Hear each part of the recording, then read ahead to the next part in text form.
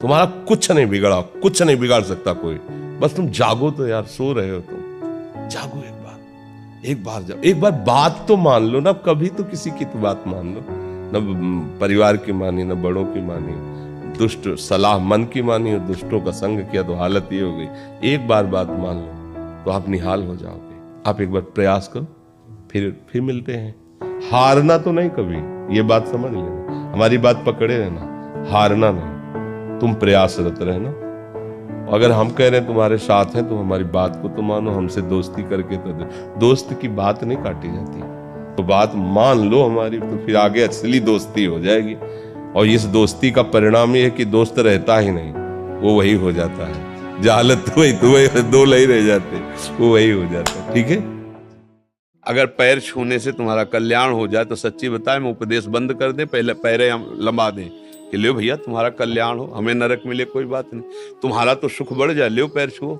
ना पैर छूने से होगी ना हाथ रखने से होगी, ये बात बनेगी तुम्हारे अच्छे आचरण से और भगवान के भजन से।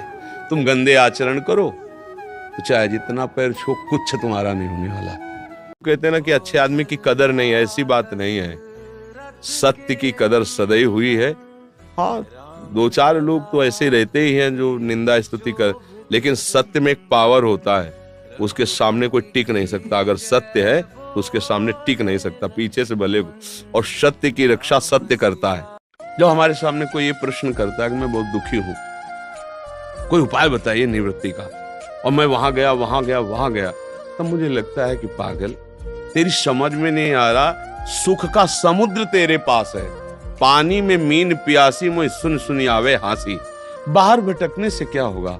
तुम्हें राम नाम प्रिय है, कृष्ण नाम प्रिय, हरि नाम प्रिय, राधा नाम, जो प्रिय लगे उसको जप के तुम देखो। तुम्हारे हृदय में इतना माल भरा हुआ है कि तुम्हें आंख खोलने की जरूरत ही नहीं पड़ेगी। ये माया है।